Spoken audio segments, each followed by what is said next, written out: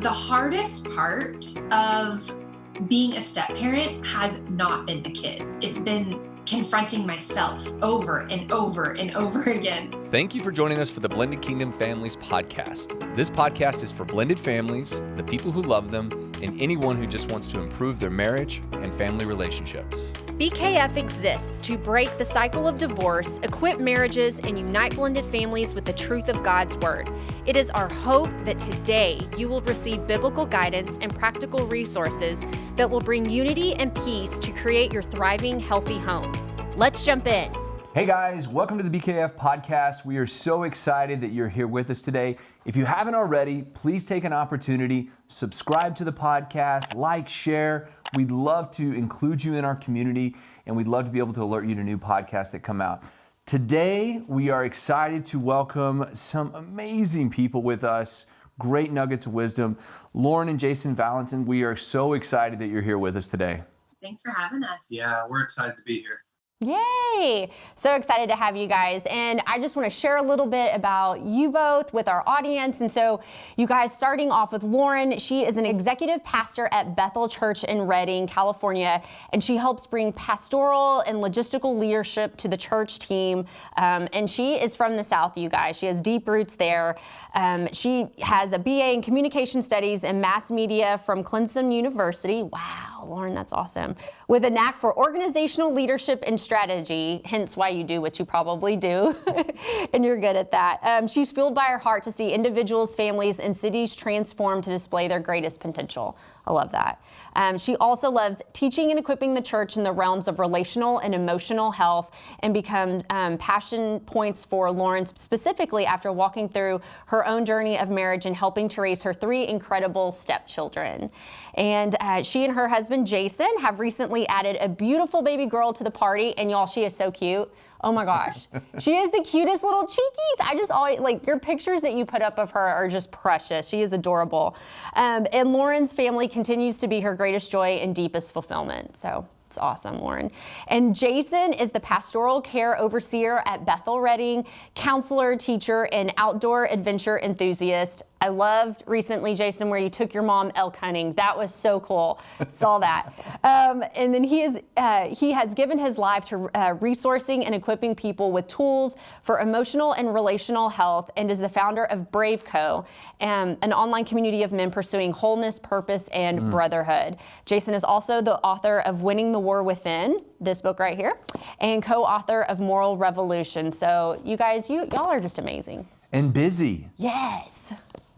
Yeah. Life is busy, but so much fun. Yes. Yeah, I love that. Well, go ahead. Well, obviously, we're excited to have you guys. We love what you're doing for the kingdom, and we love your family story. Before we get into some of the questions and stuff, I know we hit a lot, but tell us more about you guys, your life, you know, the things you enjoy doing, maybe a little more about your family, just anything you want the audience to know. Yeah. Oh man. You want me to start? Yeah. You Okay. start. Well, you guys, we're actually coming up on our 10-year anniversary in 2 months' time. So yeah, we I know, a whole decade. I remember how it felt like it was going to be forever before we could hit that milestone, and here we are. So we're celebrating that.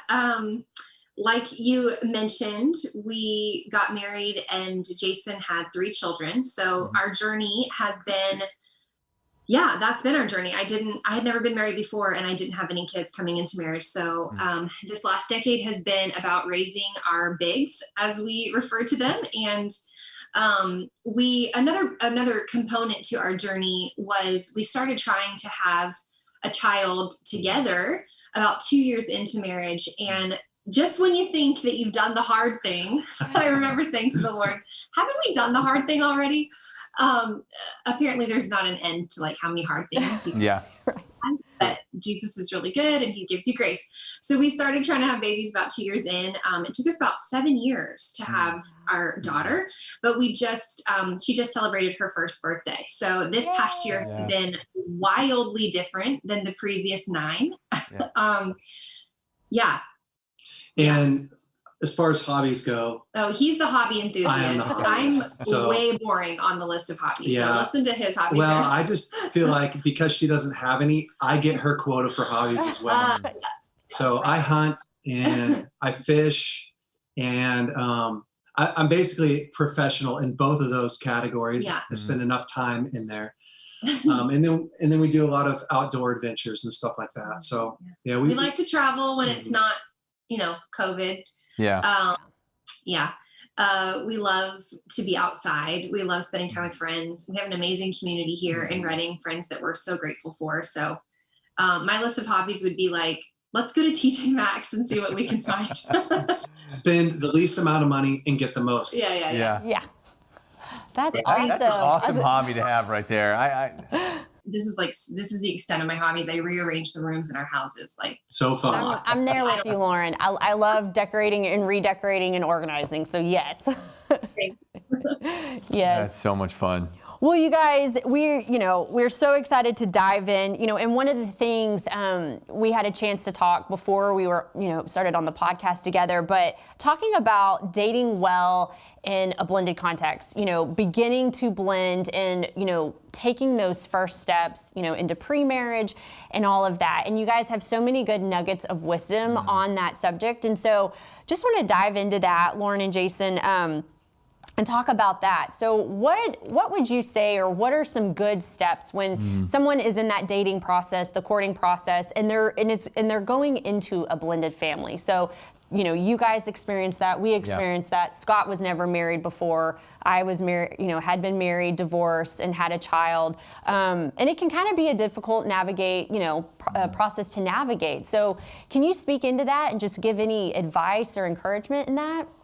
I think for starters, when we talk about dating and relationships, there are some things that don't change regardless of if you're coming into it with kids or without kids. And that is, we always like to refer to what we call a relationship ladder. And for starters, like, a relationship should be built upon trust, right? And so in a relationship, if you go further in your intimacy, then you have trust. You're going to be full of anxiety. The relationship's going to be full of anxiety.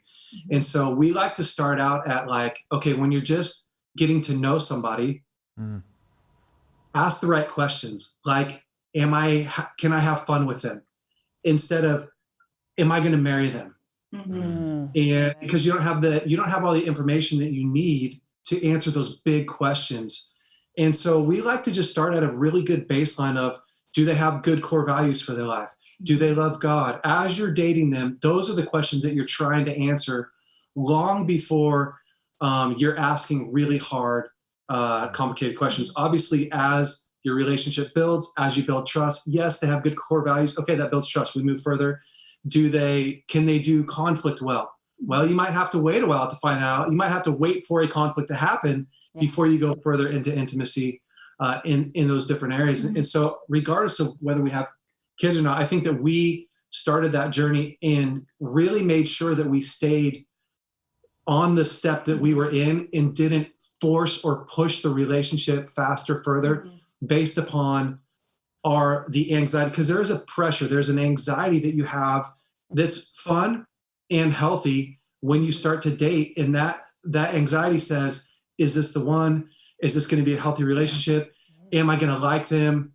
Am I enough for them? And what we want to do is we typically try to build intimate connection, build intimacy to calm down that anxiety. But we forget to build the trust first and allow that to open the door for the intimacy, so that we, instead of letting anxiety drive us, we are allowing trust to move us up this ladder.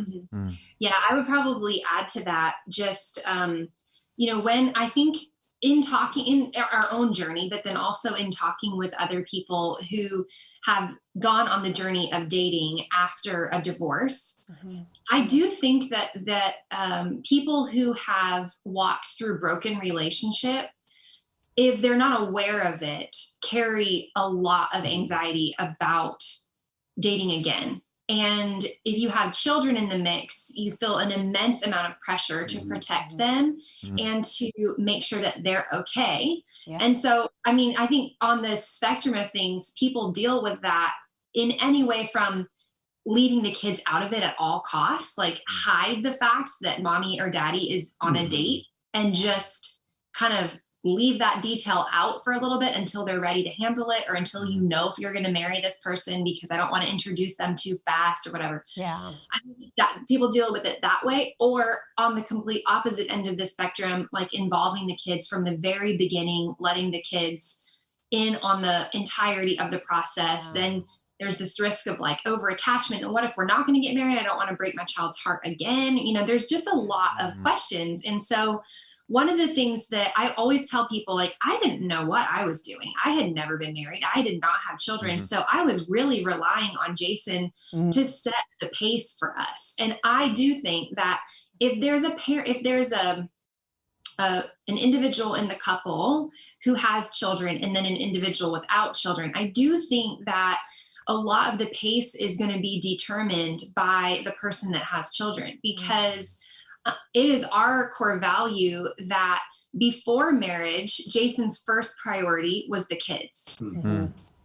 Before we were actually married, he actually had a responsibility and an obligation to protect their hearts way before protecting mine. He needed to make sure that they were going to be good before we cared about whether I was going to be good. Right. Now, after marriage, it's our core value that after marriage, that needs to switch, because biblically, in order for a family to function in wholeness, a husband and a wife need to prioritize one another. And that's going to be the place where there's the healthiest environment for children to thrive, is if a husband and a wife are one and are preferring one another in that process. So I say all that to say, I really trusted Jay in his ability to help us navigate that season. And so he had the kids in mind when we were figuring out what it looked like to date well. It had a lot to do with, you know, what was going to protect Jason's family. And he really was the only one that could answer those questions. And I do think that each couple uniquely would have different things that they're needing to protect according to the dynamics, according to, you know, how old are the children, all of those things. So, how long's it been? All those things. Yeah. But I will say, so I can only speak to our story, because again, I think there would be like 1,000 varieties of how you could answer this question depending on the situation. But for our story, our oldest son at the time that we were dating, he was 11 and the youngest was 5. And so, you know, that's quite a range of ages, and how you navigate with the 5-year-old was completely different than navigating with Elijah, our oldest. Elijah was pretty involved with Jason in that process. I would say more so than the younger two. Jason spent a lot of time asking Elijah questions like, you know, what does it mean to you for dad to take somebody on a date? What do you think that means? Just to hear, like, what is Elijah processing? If Jason takes me out without knowing it, Elijah is thinking something about that. And we don't know what he's thinking about that unless we ask. So Jason would ask him questions like, what is love? What do you think love is? Not here's what love is, but Elijah, what do you think is love? How do you feel about me holding Lauren's hand? Now these are things that he talked with Elijah about down the road. It wasn't like at the very beginning process of us dating, but, you know, basically figuring out like, how's Elijah doing with this process? He's going to help set the tone for the rest of the kids, and he's going to help us determine what pace is healthy. And so that's kind of how we navigated it. I'll also just say, and then I'll stop because I feel like I'm being long-winded. No, you're doing great, Lauren. We love it. We probably spent about a month hanging out together. We'd go out for lunch every now and then, or we'd go for a walk in the neighborhood or at a local like trails park area. We hung out a number of times, probably for about a month before I spent any time with the kids, because I really felt like I needed to know if I was even really interested in Jay before I try to figure out if I want to date somebody that has children. Like, I need to know that I like him. If I don't even like him, then no use to know the kids. That's just going to be complicated. Good luck with your life. Yeah. So we both just decided it would be really important that we're not just casually dating, but actually pretty serious about dating before we spend time together with the kids. That's a decision that we made. And then even pacing it from there, you know, it wasn't It's not like we were making dinner together 5 nights a week at the very beginning. Yeah. No, Well, so good. I'm just, there's so much y'all said that I just want to kind of highlight, but one of the things, Jason, that you talked about that I'm a big guy of visuals. I like visual representations because it kind of tells people, like, if there's an out of balance thing, you can look at the visual and understand why. And wow, what a concept of trust versus intimacy and how the two can get out of balance. And what occurred to me is so many times in dating, as we pursue marriage, we really go to the home runs, right? We go to, am I, for guys, maybe it's, am I attracted to her? And for girls, maybe is he a husband material? And they take 1 or 2 data points and they go, okay, it works. And you're right, the time of trust versus the intimacy level is way overshadowed. And I think that's a huge reason why so many marriages experience so many issues, especially early on in their marriage. And we joke about it sometimes. We talk about how we get to know our spouse once, we're married and we're living under the same roof. And, what used to not bother me about my spouse, now I'm like, I want to smother them with a pillow. You have those moments. I think it's so important for those who are listening. And we have a lot of people who listen to us who are in the process of dating to become married. And I don't think there's anything wrong with having a purpose-filled dating. Like you want to be married, that's why you're dating. But building the trust, and when you see the out of balance, when you start to see the friction, that's probably a great place to go to understand the source of the problem. Is there enough trust for what we're doing in our relationship? Yeah. I was driving down the road one time and I had lots of anxiety. This is when we were first starting to date, probably 2 weeks in. And I was further along in the journey than she was emotionally. Like I was like, oh, I'm really liking her. And she was like, yeah, not sure, which is great. He has 3 kids. Can you blame him? Which is great. And she's more cautious by nature than I am. So I'm driving down the road and I realized, like, man, I've got a lot of anxiety. So I just stopped and I just asked the Holy Spirit, like, why do I have so much anxiety? And he goes, because you're asking questions that you don't have the answers to.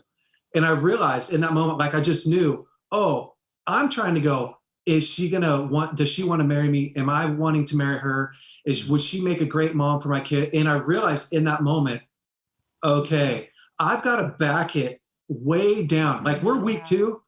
I should be asking, do I like spending time with her? Do I like spending time with her? Yeah. And how is she responding to our connection right here? Yeah. And we spent a lot of time staying at certain questions because we couldn't answer them, and it was really uncomfortable.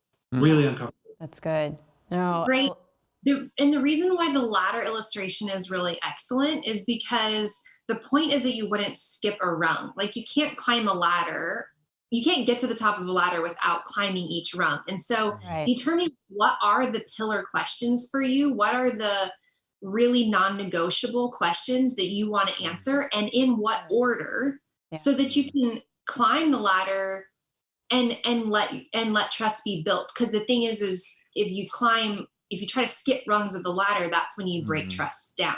You create room for anxiety. Well, and you can do that in multiple ways. You mentioned, Jason, kind of staying at a level and kind of tailoring the questions that you don't ask because you're not ready to have that answered. You're not ready to answer crazy, intimate, or trust questions in week 2. And I think so many people in dating, they especially coming out of divorce relationships, they kind of have these prerequisites. Oh, yeah. And they're like, okay, let me just ask the prerequisites the first date, and if they don't answer them right, then I know it's wrong.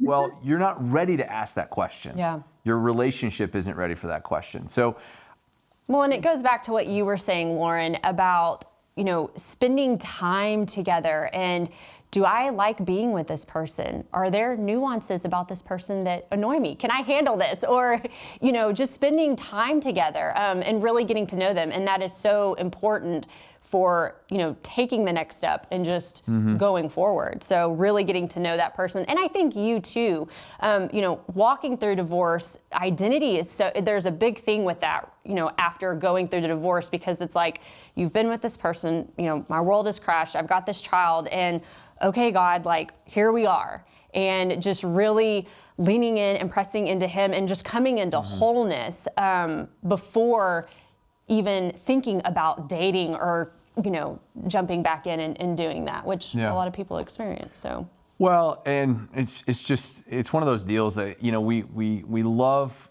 loving on blended families, and we love the idea of marriage permanent. So it kind of fits together and going, okay, how do we create better marriages? Yeah. And it first starts with better dating relationships. And I think that's just great. I want to kind of move to, the other side of this. 10 years of marriage. We're on year 8. So we're like almost there. Yeah. But I want to kind of talk to those folks who may be listening that are in your season or maybe a little bit before. What would you say has been the biggest hurdles that you guys have faced, and how did you overcome those? Yeah. Biggest hurdles. I think anybody in blended families, probably the biggest hurdle is, the kids and sharing the kids back and forth. So that the back and forth co-parenting is really tough. Yeah, I would think that most of our biggest struggles were around that. Yeah, I think when he says co-parenting, everybody's situation is different, right? But we shared custody with Jason's ex-wife, and that's very common, obviously. And we're really grateful that our kids had a mom and a dad in their life, and then I got to come in and be stepmom. So that was a real win, that's something we were grateful for.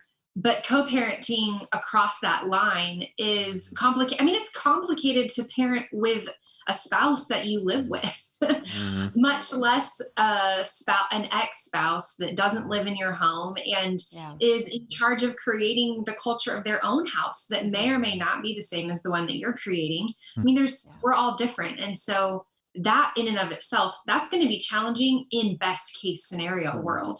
Now, there's a lot of people that are navigating way crazier situations than that, and I can't imagine. So I would say that dynamic was the absolute hardest. And I do think that a part of why that was so hard is because my personality is, I thrive with structure and order. I am enemies with chaos. And I really love consistency, stability, clarity. And that's just how I'm wired. It has made me a good stepmom in a lot of ways. It's helped bring a lot of that to our home that wouldn't be there otherwise, because Jason is very opposite to me in a lot of those areas. He loves kind of the ambiguity, and spontaneity doesn't bother him at all. We joke about, he, when we were first married, could step over an entire pile of laundry and not even realize that it was there on the floor. Legitimately not see it. So these gift mixes are important. The differences are beautiful. We really complement each other. But because that's my personality, I really struggled a lot with how impossible it was to create consistency and stability, because we were 3 days on, 4 days off, 4 days on, 3 days off for years and years. And that was that wreaked havoc on my inner need for stability and structure. So luckily, I'm married to a person who's very emotionally intelligent and helped me see a lot of those things and navigate through that. And then our community really helped me. I feel, I always say this, that the hardest part of being a step parent has not been the kids. It's been confronting myself over and over and over again. Me feeling the rub of me in the midst of our family has been the hardest part. The kids have not been the hardest part. Kids are hard. They were challenging. They were, especially in their older teenage years. And that's a different story. I feel like that's par for the course in a lot of families. Teenage years can be challenging and beautiful, but challenging. So we had our fair share of tough teenage moments. Absolutely. And even before that, but even still, I feel like the biggest challenges we faced, like Jason said, was in co-parenting, but largely due to me. and just me needing to adjust massively in order for us to do a good job. Yeah. Wow, Lauren, you know, in your situation and in our situation too, it's interesting because you both came in without children, and stepping in as really, I mean, you came in being a mom, you know, and Scott, you came in being a dad. And so, Lauren, can you speak to that for just a second? Like, any encouragement that you would give a stepmom or stepdad who's coming into a newly blended family, they're an automatic parent, and you know, just kind of like some encouragement or advice, because I know that that can be a hard road to navigate, and trying to figure out your place, or you know, am I overstepping a boundary here or this? I mean, I know that there's a lot of questions that go on. I know we've talked through that, and just anything that you can share from your heart about that for anyone that's listening. Oh gosh, I could talk for days about that, but I'll just say the first few things that come to my mind. I remember on really hard days where I felt like I was failing or I wasn't making the mark. I remember just thinking and telling myself, basically, like, your self-talk is a really big deal. So figuring out what's the story that you're telling yourself. You got to know what story you're telling yourself and if it's fair or if it's real. And I remember telling myself on hard days, you being in their life is just a bonus. Like, it should be an addition to what they already had. They have a mother that loves them. They have a father that loves them. You get to come and be bonus. And yeah, you're stepmom, but there's lots of kinds of moms in the world. There's grandmoms, there's adopted moms, there's aunts that are like moms, there's neighbors that are like moms. I'm a stepmom. That's just a type of mother that's a type of mom that somebody gets to have. And it should be a bonus and an addition to what they were already blessed with. And so I tried on hard days to really take pressure off of myself to be all of the things to them, because that's impossible. Nobody's asking me to do that. God's not asking me to do that. So I would say when I was functioning in my healthiest at the beginning, it was when I was making my priority just to be a safe place of connection for them. I think I wanted to be a place where they could be themselves. They could be free to be themselves. I wanted them to feel like they could talk to me about anything that they wanted to talk to me about. I didn't want them to feel pressure I didn't want them to feel pressure in our relationship. I wanted them to feel blessed by our relationship. Can I add something to that? I think, and I know that I'm not the step parent in this scenario, but you watched it all go down. Yeah. And parenting is all about relationship. You know, we're building a relationship, and it's a privilege to have a relationship with family. And you realize that as family gets older, and they actually get a choice whether or not they come over. You get to choose. And Lauren and I feel like we did a great job at setting her up for success, in the sense that she's not coming in as the authoritarian, although the kids need to respect her, because they need to respect one another and themselves. But she came in to build a relationship with the kids. And based upon that relationship, she began to guide, teach, counsel, hold on. You know, our really connection, we put a lot of weight on a connection. And when we don't have a big connection, then we focus on building the connection, and then we pull small deposits out of that connection. And I'm doing the same thing in life. You know, sometimes we parented like that. So sometimes she would have a better connection with one of the kids in the season, and I would go, hey, can you have this conversation with them? And I'm over here trying to build my connection up while she's over here taking the deposit out. And we really did a lot of strategizing in parenting based upon the connection, where we're at, what battle should we fight? Should you fight this battle now? Where do we need to give rope? What are we going to care about 2 years from now? Is this going to be a big deal? That's good. And, you know, I feel like if you're a co-parent right now, your job is to build relationship. Yes. Good. That's your job. Build a strong relationship, and that relationship is going to dictate how much you can deposit. Not deposit, but withdraw. Withdraw. Sorry. How much you can withdraw from that child. That's really good. Jay's just put such good words to it. And that's true. I remember at the very beginning, with the first couple of years, we intentionally, like, I didn't discipline the kids in our home. Like, we decided that that was going to be Jason's job. He was going to toe the hard lines for the first little while, because the kids needed to feel safe with me before they would healthily receive correction or discipline from me. And we got to the point where I absolutely can and did discipline, and absolutely had hard conversations and engaged in many types of conflicts with the kids over the years. But it's really amazing. And I can look back now that they're older, it's so different, but I can look back and realize, like, wow, that intentionality and building connection in those first few years and making the priority to become a safe place of trust for them, they gave me, it's not like any kid wants to be disciplined by their parent or step parent or anybody. Yeah. But they gave me so much permission to influence them. They have continued to give me so much influence in their lives. And I do think that it has everything to do with the way that we built connection and trust at the beginning. And I think I'll end here, but I think the one thing for me as their parent, biological parent, is whenever we were making a decision, Dad, can we go over here? Or Dad, can we go do this thing? I would say, hey, let me ask Mom real quick. Yeah. So, or whatever the parent, the kids call, oh, let me ask Lauren. Yeah. She was always Mom, but let me ask Mom and find out what Mom thinks. And so they got really used to, okay, one, I can't use Dad against Mom. Right. We're not going to do that. But also Mom's not really dropping the hammer and disciplining. Yeah. But we are one, and we're making these decisions together. So eventually that led into, me not always having to say, let me ask Mom, or Mom having to say, let me ask Dad. But especially in the first couple of years, we wanted to create that we are together. This is how we operate. Yeah. This is what's going to happen. And this is best for you guys. It's best for you guys if we do it this way. So that's what we did.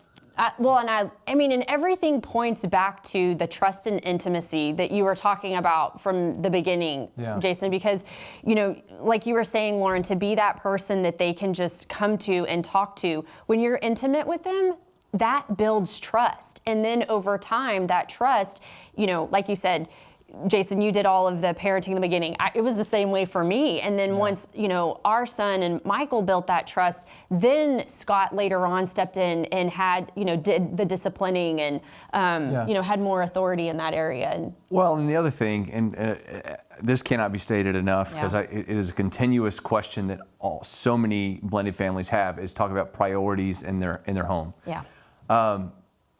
What I love about what you did, and if you're watching this as a blended family or somebody who's about to blend, it is setting the marriage as the priority in the home, just right below your relationship with Christ. And I love that you guys did, the way you guys did that was really special. I think, again, it's not without conflict. I know that there's been times when it's tough. Raising kids is tough. But what it sounds to me is you made a conscious effort to understand that the marriage needed to be the priority. And Jason, I love what you talk about, as the kids come, it's including the step parent in that decision-making process. So you're not making that decision in front of the children in a vacuum without, it's basically, that is a select opportunity to let your children know that your marriage is the priority over them. So I just love that. It's good stuff. Go ahead, Jason. And people need to strategize when they're starting out in anything. I feel like they need to come up with a great plan and a strategy and stick to that, and also reevaluate as they go, so that they have something to measure success based upon. And Lauren and I spent quite a bit of time. We didn't just get married and come home from the honeymoon and go, oh, this is what we're going to do. We'll just see how it goes. Right. We thought, okay, where do we want to be? And then how are we going to get there? And create a strategy around it and a game plan together. And we've done that every step of the way, even with our new baby. What's a strategy and how's it going to work out, so that we have something to measure. Therefore, we can adjust. Yeah. Man, good stuff. So good. That is so good. Well, you guys, we're coming to the end. And just, if you had a blended family sitting right in front of you, what encouragement or advice or wisdom of nugget that would you just want to impart and say to them? This is such a big topic, and it's worth so much attention. Do you have something off the top of your head? Yeah, there's a Go ahead. lot. I think pick your battles at first. I mean, that's probably the first thing I'd say is, Yeah. coming out of the gate, there's going to be lots of things, so many things from the co-parenting aspect, where you really have to pick your battle. Like, are you going to tell your spouse, your ex, like, don't do that, or you can't do this, or probably one of the biggest things now that I'm verbally processing is not using the kids against one another. Yes. So Good one. we promised that we wouldn't do that, and we stuck to that. And that cost us, and I'm sure it cost my ex-wife a lot to not do. But I give her a lot of credit for not doing that to us, and us not to do that. We did a great job of keeping it between, there are some hard times, and there will be. There are some hard times between us and my ex-wife and her husband, just trying to figure out what's best for the kids. What school should they go to? What should the schedule look like? Normal things that, we argue about what should be in the fridge and what we should, just normal things. And as they got harder and harder, big decisions, hard decisions, we still stuck to, no matter what, you can't make me use my relationship with the kids and I feel like we did our best to make sure that the kids were the least affected, had the best life possible, created a rhythm. So I would say that's probably number 2 is create predictability, because their life is full of unpredictability. And they just got out of all the traumatization of what they thought was predictable no longer being predictable anymore. And so they need something they can count on, even if they are telling you they don't like it. They need it. That's going to pay off and help later on, creating those things. And then lots of touch points, lots of connections. It's going to be huge, because those are your withdrawals, is, the relationship like we talked about. And then we took our kids into counseling. So our youngest, or our daughter, Riley, did child play therapy at 9 years old. Completely changed her life. Completely changed her life. And she still has the same therapist today at 18 or 19. Oh, that's nice. That she can check in with whenever she wants to. And it's amazing, because those really hard things that we wanted to be able to push, or that battle that was like, I can't withdraw that much, the therapist could. I would say on the tail of that, like, if I had to tell a family anything, it would be just to admit. I remember driving one day, it was a particularly hard day, and I was in communication with Jason's ex-wife, and we had a differing opinion about how something should go, and I felt stressed out by it. And I remember the Holy Spirit actually saying to me, just text her and let her know that you don't know what you're doing and you're just doing your best. Oh, that's good. And it was so disarming. It was really disarming, but it was really good for me to admit to myself and to her in that hard moment. Oh, turns out I have no idea what I'm doing. I'm just doing the best that I can. And part of that, like, not carrying around the pressure to know what to do all the time. So coupling that, like, your ability to admit to yourself and everyone around you, I've never done this before, I don't know what to do. That's really huge. But then couple that with a willingness to get help. Like, nobody's actually supposed to parent biological children by themselves, like in isolation. You need community input. You need wisdom and counsel in order to be a good parent.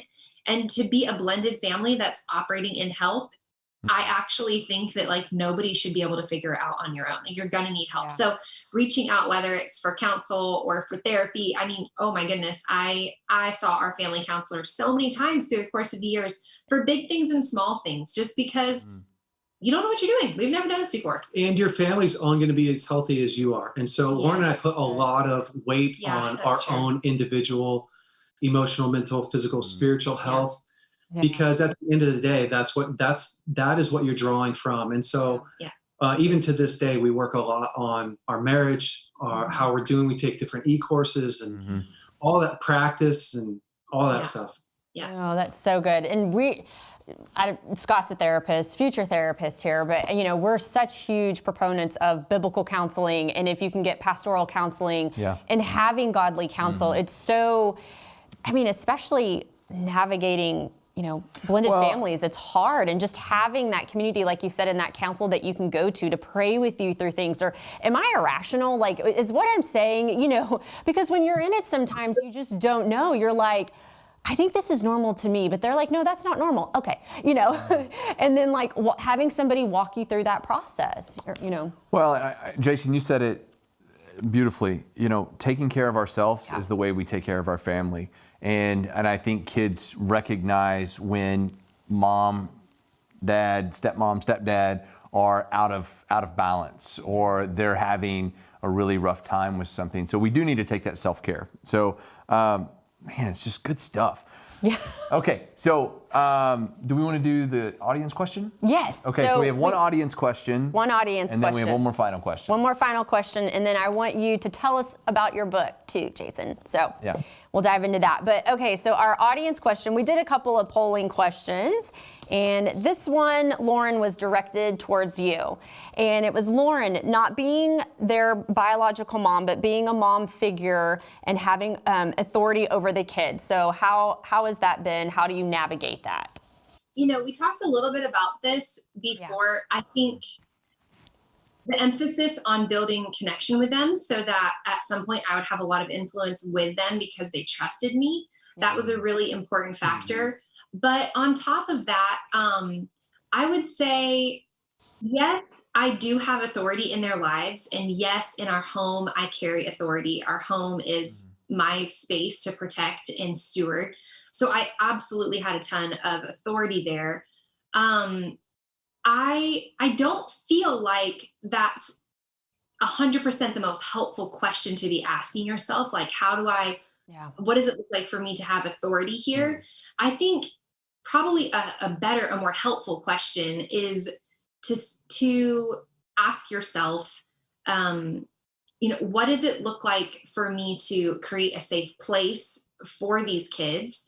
And how do I build relationship and connection with them?